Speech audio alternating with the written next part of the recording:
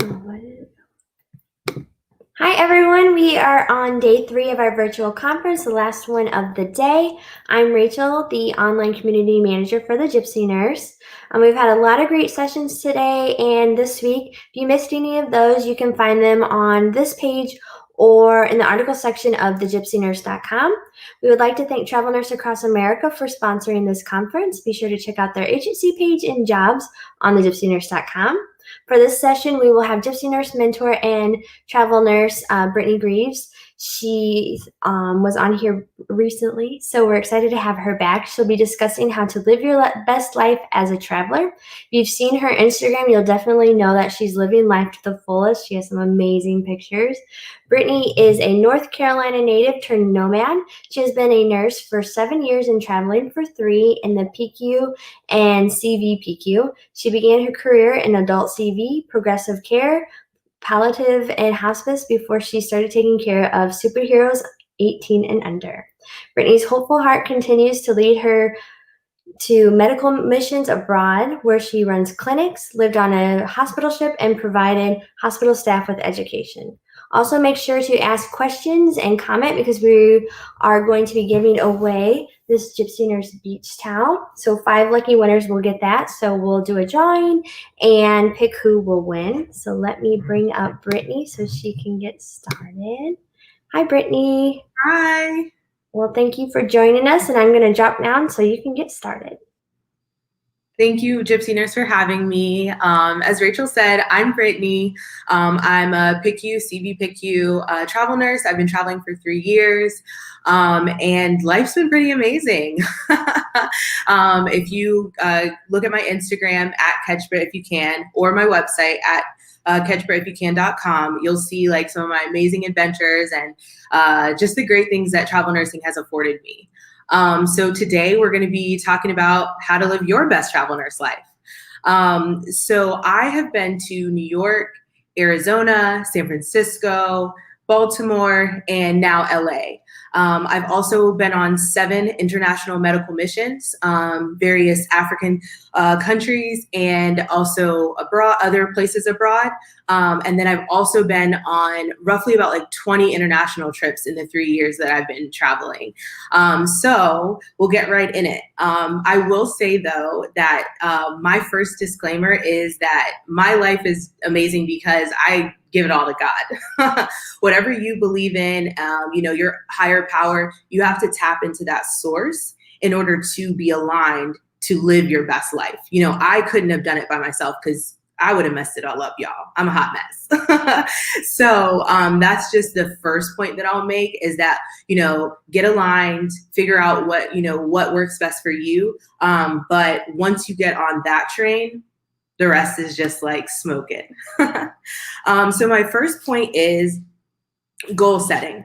I'll go into 3 different rungs of what I mean in each topic, but the first one I have is goal setting. So what do you want to accomplish with travel nursing? Examples are, my 3 examples will be finance, travel, and personal. So for example, financial, do you want to pay off debt? Do you want to increase your income? Do you want to start a business? Do you want to buy a home? You have to ask yourself these questions because if finance is, what's leading you to travel nurse, then that is what your goals will be geared towards. If it's travel, say that you want to internationally travel more. Say you want to do more medical missions. If you want to learn a new culture from a new area, or like I did, I wanted to figure out, do I want to move away from North Carolina? So that's another part of, something that you can jot down to figure out, what your goal is for travel nursing. And then the other one is personal. I personally encompassed all of these things and it changes from time to time. But I know personally, I needed to leave North Carolina. Mentally, spiritually, physically, I just needed a change of pace. I needed to just meet new people and experience new food and cultures and everything like that. So personally, I knew that I needed to kind of clip the wings of home. So that's another area that you could look in. Maybe it's you want to make new friends or, you want to put fear to the side and, you know, just go with the wind, that's another way that you can kind of look at it. So with goal setting, you have to get clear on your goals. You have to say, okay, if it's finances that I would like to work on, then you have to say, okay, I'm gonna do X, Y, and Z to get there. So that's why I say the overarching thing is to goal set for before you leave home. And then also, if that is, you know, your area of expertise, if you want to, you know, say travel for your bullet point, then you would say, okay, I'm going to go and research this. I'm going to go and get more education on this area that I want to live in, or, you know, the cost of living XYZ. So these are various things that you can go within goal setting. But that's the first thing that I would recommend for you guys. The second thing is do your research. If you are going for the finance, then you need to research how much you're going to be getting paid. Is there a cheap cost of living where I'm going? How can I get overtime? Is overtime accepted? Is there going to be a travel bonus or a completion bonus? Are there clauses, you know, within my contract that can help and or hurt me in the financial department? So if that's what you're traveling for, then you have to do your due diligence to figure out, is this beneficial for me to travel? Personally, I made 3 times more than I was making in North Carolina. But I had to sit here and say, okay, well, what is my cost of living in New York? Yeah, I could be making more, but if I'm shelling out more in rent, I'm making the same amount as I am in North Carolina. So that's what you have to look at when you're doing your research. You know, what is most beneficial to get to the goals you want to get to? Because if it's buying a house, you need to maybe get you know, $3,000 completion bonus, you know, for a down payment or something like that. So that's how you can look at it in the financial standpoint. From the travel aspect, look at the weather, look at what's going on in that area. Personally, for me, for example, I did not look up the weather in San Francisco in the beginning of fall. I got there, it was windy, it was cold, I couldn't really do many things, and it was just awful. San Francisco was great in the springtime, in the summertime, but you know, that winter fall mix is just not fun. Seattle, for example, Seattle rains most of the time. So if you are looking to travel and to experience the culture and to experience, you know, getting out there, maybe look for the best seasons, you know, to go in the different areas. And then also look up events. If things are going on in that area, if, you know, there's a big festival that happens during, you know, a certain time that you can just be there, have a couple of days off of work and just kind of pop out to it, that's super helpful knowing that. And then another thing that I would suggest is looking at the policies and requirements for your unit. Because within traveling, if you don't have the weekends off and you have to work every weekend, you're not gonna want to, you know, you're not gonna be able to experience said events that you looked up or experience the beaches that, you know, you want to experience. So make sure that you look at your contract as well when, you know, first signing, because that's a huge thing that you can do to help yourself out if your goal is to travel more. And then if you are doing it for personal reasons, you can get on GroupMe.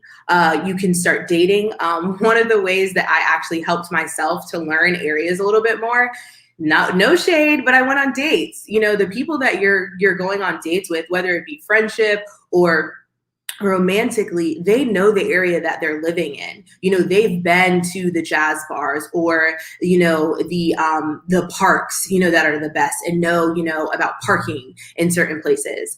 So I definitely got out there and put myself out there into areas where I could find more people that knew the area.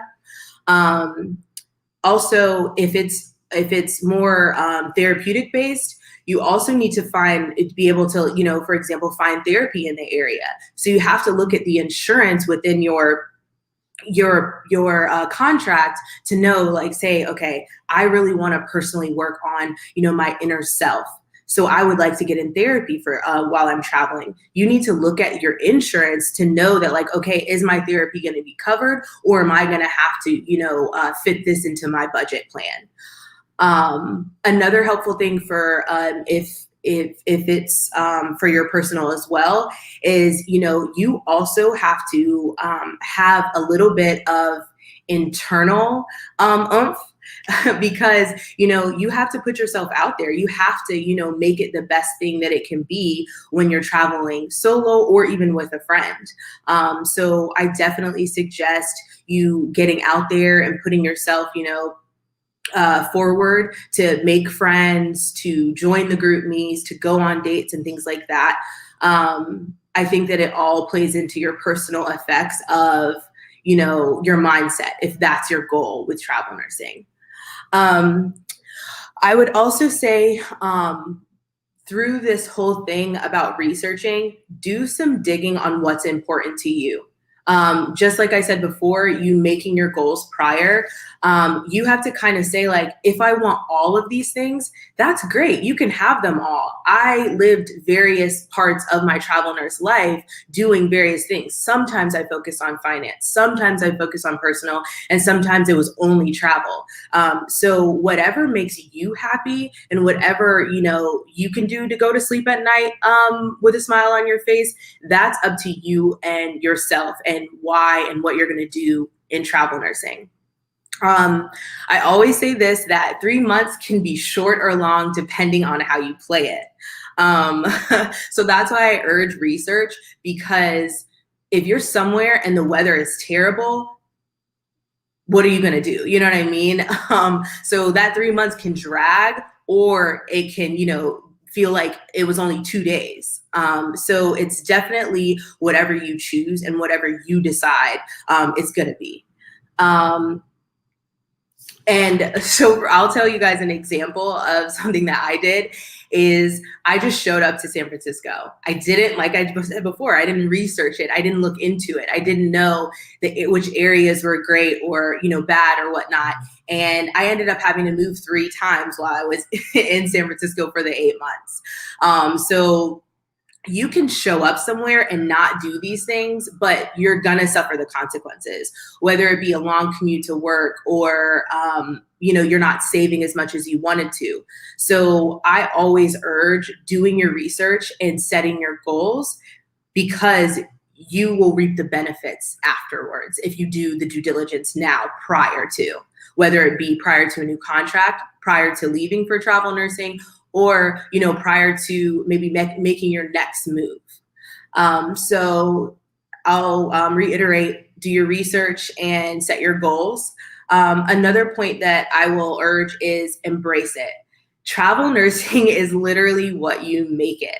I've been doing it for 3 years and I've loved it. It's been the best decision that I could have ever made in my life. I'm able to do more medical missions. I'm able to have more time, more important, meaningful time, when I do see my friends and family. I've been able to save. I've been able to buy things. I've been able to do things that, I wasn't able to do when I was a staff nurse. So I just urge to really embrace it. Because this is your life, so you have got to get to living. Have fun, enjoy your time. A biggest complaint that I always find with like people in the areas that I go to is I'll ask them about things that I'm researching or things that I'm thinking about going to do. And they're like, I've been living here for 7 years and I've never done that. And I'm just like, I don't understand how I come here for, less than 3 months. And like, I've done all the things that you haven't even done in 7 years that you've been living here. I just find it to be crazy. So another thing that I did before I left for travel nursing was I actually started practicing travel nursing before I travel nursed. So in my hometown, I like wrote down all the great restaurants. I went to all the parks and the festivals. I hung out with all my friends, and we went to neighboring communities and things like that. And we just had a blast for like the last couple of months that I was in Raleigh. So I just always urge in the same breath to do the same thing in travel nursing. whether it's look up the greatest restaurants, or maybe go to like an abandoned theater, or, go to the geographical sites. Some places have some wonderful national state parks. I never thought that I would want to go to Yosemite. But when I tell you it was one of the most amazing things I've ever done in my life, it's because I embraced it. And I said, you know what? I'm going to make the most of it. So I'm going to do my due diligence to hit all the spots and go to all the places and eat all the food. So I think that was the biggest thing for me, is if you're somewhere for 3 months and you're not, trying to get out there, if you're not actually like trying something new or to see something new, then it's going to suck. No offense. But that's what it is. So I definitely will say in that changing my mindset was the biggest thing for me. For example, getting back to the points of finance. If finance is your thing, you need to change your mindset and say, I'm a money magnet. I attract everything I need. So that was a huge thing for me, is I changed my mindset for whatever my goal was. So embracing the goal, embracing the mindset to achieve the goal of, if it's travel, if it's personal, if it's finance. So another tip that I'll give you guys, that I always tell people, they always ask me how I make friends. They're always saying like, oh, you're so outgoing and you're so like, out there. And I'm like, I mean, I am, that's my personality, but you have to, like, you have to be annoying, honestly. Like, I know that sounds crazy, but that is what I tell people. If there are girls on your unit talking about going to the dog park, insert yourself and say, hey, you guys are going to the dog park? I have a dog too.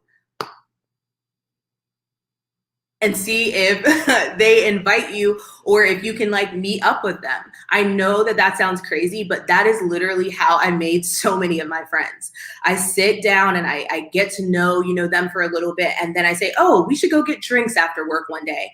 And then it just trickles from there. I have made some amazing friends in my travel nurse life. And it's only because I literally was annoying and was like, oh, we should hang out. And then I would follow up and actually hang out with them. Because you can also have a terrible time if you don't have friends in an area. There have been many assignments where it took a while before I actually made friends.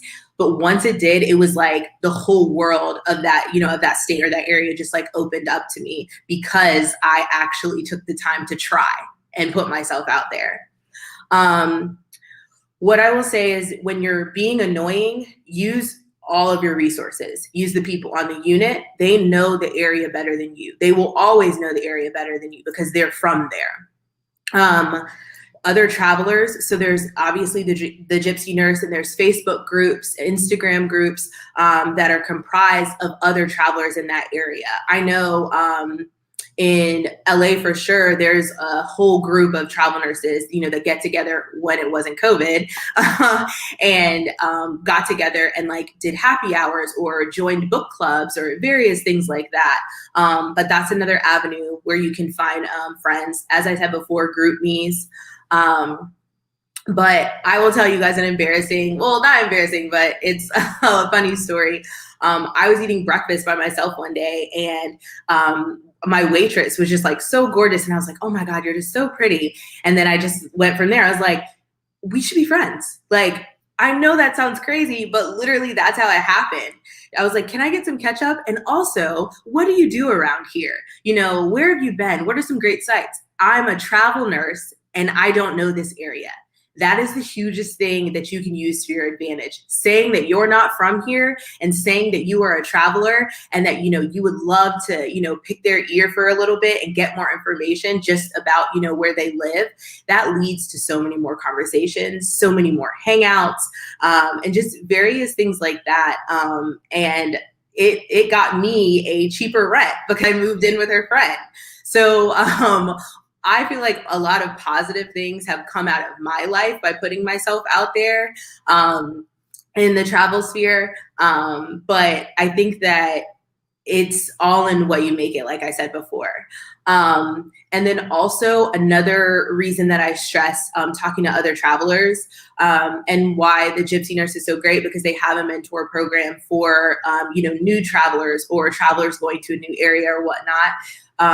Those resources are there because seasoned travelers know, the tricks and the tips and, the hidden gems that you may not know or realize when you're a new traveler. Just like when you're a new nurse on the unit, you have to ask people that have been there longer. You have to ask your resource nurse for help. You have to ask your charge nurse for help, your buddies for help, right? It's the same thing with travel nursing. Ask for help. You know what I mean? I personally, got all of these things and have done all of these things because I learned the lessons the hard way. You know what I mean? Like I left and didn't think about this, or I left and I didn't, account for that thing, right? So the more you do and the more you kind of think about the lifestyle that you want to live and things like that, everything kind of flows. But it's because, you talk to somebody that came before you. You know what I mean? Like that's kind of how it's been for me. I always pick the brains of the older travel nurses, the ones that have been doing it for, 8 years, XYZ. I'm always like, so how do you adjust your contract? Oh, okay. Well, how'd you get your car out here? You're literally as good as your support system. So that's what I definitely strongly urge for everyone to do to make travel nursing amazing and to live your best life. And then after all of those things for embracing it, I will say that these are all adjustable. All these things, your goals, you embracing it, and your research, it's all adjustable. Always go back, reevaluate, what is important for you now in this season. For example, when I left for Baltimore, I knew that I was going to be gone after my assignment in Baltimore. I knew that I was going to be gone for 2 months. I decided to do an international mission trip for 2 months, and so I wasn't going to be working. I wasn't going to be having any income. What was I going to do with my car? Various things like that. So I said in my contract in Baltimore, I said, okay, I have to prepare myself for this. So this isn't a season for travel. This isn't a season for, like working on XYZ things. It's like, no, I have to prepare myself to leave for Africa for 2 months. So that means I have to prepare my finances. I have to prepare my relationships. I have to, figure out what it's going to be like to live on a ship, just all these various things. But that was the season that I was in. So going back to readjusting and reevaluating, when I was in New York, my first assignment, I had a blast. I lived literally my best life. I was on rooftops. I went to parties, events, was always doing something, right? I was going on trips, everything. That was that season. So each season, each contract, each, various couple of months, you have to sit back and say, okay, if my overarching goal is finance, is that right in this season? Is this the contract that's going to make me the money that I need? Maybe not. You know what I mean? And maybe you have to adjust and say, okay, this is a season for travel, or this is a season for personal. So I think you can do everything, but you just have to kind of keep checking in with yourself. Have checks and balances. Have timelines for your goals, because sometimes in the end, they may need to be reevaluated and readjusted. So I think that you have to, like I said before, be okay with whatever decision that you're making. You know what I mean? Because sometimes no is the answer that you need to give people. If people are asking you, oh, let's go here, let's go there. If you know that your end goal is to, for me, for example, go on the Mercy ship, then you need to say like, no, I can't go to Cancun, and be okay with that because you know what your end goal is. Another thing I'll say is you can do anything for 3 months. I've said it before, but I'll say it again. You can do anything for 3 months. So if it's a season of finance, you can grind it out for 3 months. You'll get through it. I promise you. And if you want to work on yourself, you want to go to therapy for 3 months, hopefully longer. But if that's what your goal is, then you can do it for 3 months. Just give yourself that little goal and that little timeline, and then you can look towards, that you can look forward to that. And then you can also look forward to changing that. If in the next season, in the next place, you want to just focus on living your life, that's okay too. But you have to be, accepting of whatever you choose. And then the last thing that I'll leave you guys with, I know I said a lot, is I am living my best life. I'm living my most highest self mentally, financially, spiritually, relationally, because I took the time to become more self-aware. I took the time to sit with myself. I took time to say, like, what are my goals in life? What's important to me? So the reason that, I was able to go to different countries, and the reason I was able to do international medical missions and, experience the taste of life is because I got aligned with myself, my goals, and my future plans.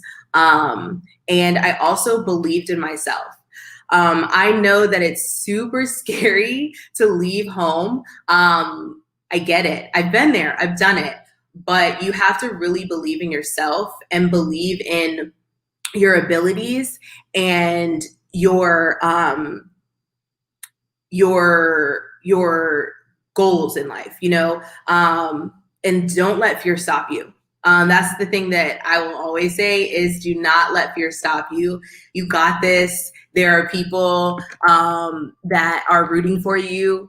And I definitely am one of them, so anytime that you guys need a helping hand or a push or just have a question or anything, catch Britt if you can, because I always want you guys to live your best life. Okay.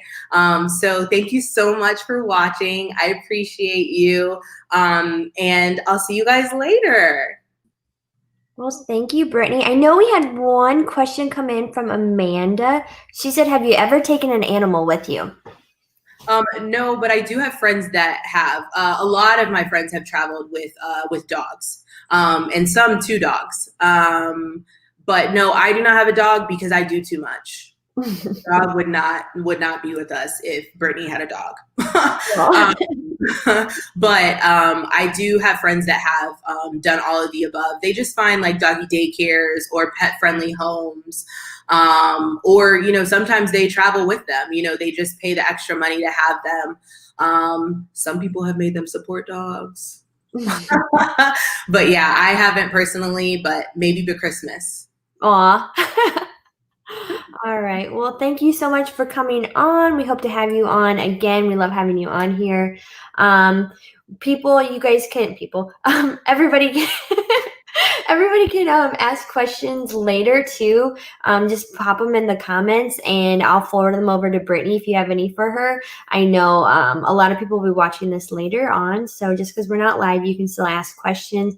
I did put Brittany's information, her website, and her Instagram in the comments, so you can check her out there and see the best life that she's living. It's really great to watch. I've been watching it for a long time, and I finally asked her to become a mentor because I just love her personality and her pictures and everything about her. She's really awesome. So thank you so much for coming on, and thank you everyone for watching. Thanks, guys.